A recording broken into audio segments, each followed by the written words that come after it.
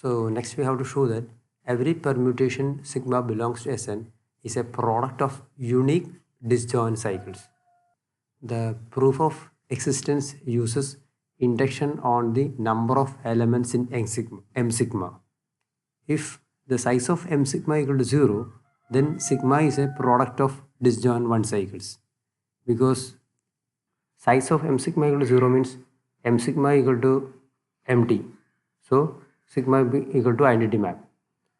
We know that identity map is a product of one cycles, and every one cycle is disjoint. Why? Suppose tau1 and tau2 are two one cycles, then we know that m tau1 equal to empty. Similarly, m tau2 also empty. So the intersection also empty. That's why one cycles are disjoint. Okay, next we consider an arbitrary sigma belongs to Xn, and also we assume that the size of m sigma is greater than 0. We have to show that this sigma can represent product of unique disjoint cycles. So what is our induction hypothesis? Our induction hypothesis is if you take a tau from Sn and size of m tau is less than m sigma, mod m sigma, then this tau can be written as product of disjoint cycles. So that is our induction hypothesis. We have to show that this sigma also has this property. Pick one x belongs to m sigma, then we know that the property of m sigma means sigma x is not equal to x.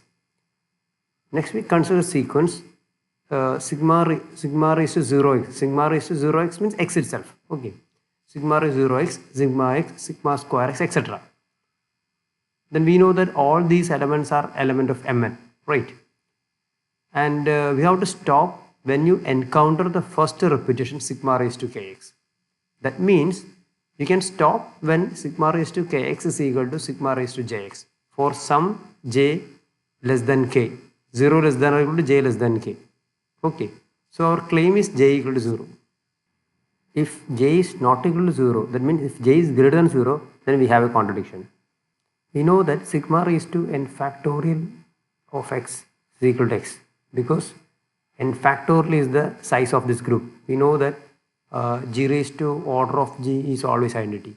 Okay, so sigma raised to n factorial x is equal to x for all x belongs to Mn. For all x belongs to Mn, right? So we assume that j is greater than 0. That means the sequence is like this: sigma raised to 0x, sigma etc., sigma raised to jx, etc., sigma raised to kx, etc. But we know that sigma raised to n factorial x is equal to x. But suppose j is greater than 0, then what happened? Then we can easily show that this sigma raised to n factorial x is not equal to x. Why? Because sigma raised to k plus 1 x is equal to sigma times sigma raised to x. That is equal to sigma times, we assume that sigma raised to kx is equal to sigma raised to jx. So I am going to replace sigma raised to k by sigma raised to j. This is sigma raised to j plus 1 x. That means the next entry is same as this one. So it's like a loop. That means sigma raised to n factorial x is not equal to x. Okay, so that is a contradiction. So j must be 0. Okay, so now we have k different numbers because starting from x, sigma x, let x as x1, then sigma x is x2, right? So what about sigma square? It is x3, etc. Sigma raised to k minus 1 is xk. So we have k different numbers. So now we are ready to define a cycle like this. So we define a cycle tau equal to x1, x2, etc. xk. Okay, next you have to show that m sigma tau inverse is equal to m sigma minus x1, x2, xk. Okay, what is m sigma tau inverse? That means those x's, this collection contains those x's such that sigma tau inverse x is not equal to x, right? So first we assume that x is not belongs to this collection. So this is our m sigma, this is our mn, and x is, suppose x is not belongs to x1, x2, xk. Okay, that means x is either outside m sigma or x is belongs to this collection m sigma minus x1, x2, xk. Whatever be, if x is not belongs to this collection, then it is clear that tau inverse x is equal to x because tau moves only x1, x2, etc. xk. If x is not equal to this collection, then tau of x is equal to x. So tau inverse x is equal to x itself, right? Such an x will satisfy sigma tau inverse x. What is sigma tau inverse x? Sigma tau inverse x means sigma of x, because tau inverse x is equal to x, right? So sigma tau inverse x is same as sigma x. So sigma tau inverse x is not equal to x if and only if sigma x is not equal to x, right? Next you have to show that if x belongs to x1, x2, xk, then which is not, this collection not belongs to M of sigma tau inverse. That means we have to show that sigma tau inverse of x is equal to x for x belongs to this one. Okay, so we assume that x belongs to this collection, and we know that these elements belongs to our M sigma, right? So sigma of x is not equal to x. But what about sigma tau inverse of x? Since x belongs to x1, x2, xk, and tau is the cycle, so it is clear that tau equal to sigma of y for some y belongs to x1, x2, xk. So x is equal to tau y for some y belongs to this one. So what about y? Y is equal to tau inverse of x. Okay, so next we have to show that this x is not belongs to this collection. So we calculate the left hand side, sigma tau inverse of x, right? What is sigma tau inverse of x? Replacing this x by tau of y. So sigma tau inverse tau y, and you can cancel these two, so this become sigma of y. What is sigma of y? And we know that every x belongs to this collection is of the form tau of y, because tau is our cycle. Okay, and what is the definition of tau in terms of sigma? So that is equal to sigma of y, right? So every x is of the form tau y is just sigma of y. By definition, sigma of y is equal to x. So we can conclude that sigma of tau inverse of x is equal to x. Now we have m sigma tau inverse is equal to like this. So size of this set is less than size of m sigma. So what is our induction hypothesis? Our induction hypothesis is, if size is less than m sigma, then we can represent that permutation as a product of disjoint cycles. So we can represent sigma tau inverse equal to product of disjoint cycles tau 1, tau 2, etc. tau r. It is clear that tau and these cycles are disjoint because tau moves only x1, x2, etc. xk, right? But sigma tau inverse never moves these elements. So tau and these cycles are disjoint. So this implies tau equal to tau 1, tau 2, tau r into tau. So we can write sigma as a tau 1, tau 2, etc. tau r into 2. Now all these cycles are disjoint. So this proves that permutation can be written as a product of disjoint cycles. Next we have to show that the uniqueness part. Product representation like this, sigma 1 composite sigma 2 extra sigma r, and we assume that these cycles are disjoint, right? Since they are disjoint, their m sigma I intersection m sigma j is always empty because they are disjoint, right?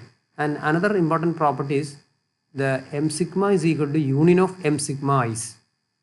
So the thing is, if x belongs to m sigma, then x belongs to sum of the x sigma j. So sigma of x is equal to sigma j of x. So what is sigma j? So we can write sigma j as x. The next term is sigma j of x. Sigma j of x is same as sigma x. Next one, sigma j square of x, that is sigma square of x, like that. So we can represent sigma j as a cycle in terms of sigma. That means this sigma j is uniquely determined by sigma. So similarly, we can uniquely determine all these independent cycles in terms of sigma. So that's why this representation is unique. Okay, for example, consider sigma belongs to Sx. We can represent this sigma as a product of disjoint cycle. The first cycle is 1 goes to 6, then 6 goes to 2, 2 goes to 3, 3 goes to 1. That means one cycle is completed. So there is no change for 4 and 5. So this is an element of S6, right? So this is our first cycle. We can represent this cycle as 1, 6, 2, 3. And similarly, another cycle is, this is our sigma 1, right? Then what is sigma 2? Sigma 2 is 4 goes to 5 and 5 goes to 6. So the cycle is 4, 5. So cycle 4, this is also belongs to S6. This means there is no change for 1, 2 and 3 and 6. right? So we can write this sigma as the composition sigma 1, composition sigma 2. Okay, next lemma. Suppose that tau is a k cycle like I1, I2, etc. Ik belongs to Sn, and sigma be a permutation in Sn. Then we have to show that sigma composition, the cycle, composition sigma inverse is equal to the cycle sigma I1, sigma I2, etc. sigma Ik. Let j equal to sigma I1, etc. sigma Ik. We can consider a collection of numbers sigma I1, etc. sigma Ik. That is, we have to show that left side is a combination of composition of permutation. So left side of I is equal to right side of I for all I is equal to 1 to n. For that, first we consider I belongs to j. So we have two cases. Either I belongs to j or I not belongs to j. If I belongs to j, left and right are same. Why? So I belongs to j means I is of the form sigma ij for some small j belongs to 1 to up to k. Right side. Right. So what about the left hand side? The left hand side is sigma, the cycle I1, I2, Ik. This is also a permutation of sigma inverse of I. What is I? We can replace I by sigma of ij. That is equal to sigma of ij. So sigma inverse of sigma is ij. So that is a ij. Then what about the image of ij under this cycle? Ij is ij plus 1. Next one. If j equal to k, of course j plus 1 is 1. That's all. So anyway, this is sigma of ij plus 1. Then what about the right hand side? Right hand side is only a cycle. So it always moves sigma I1 to sigma I2. What is the image of this I? I means sigma ij. So sigma ij move to sigma ij plus 1. So it is clear that right RHS is also sigma of I j plus 1. So LHS equal to RHS. So next we assume that I is not belongs to j. So left side is sigma composition, the cycle I1, I2, Ik, sigma inverse of I. But we assume that I is not belongs to j. I is not belongs to j means its inverse. Sigma inverse of I is not belongs to the collection I1, I2, etc. Ik. Right.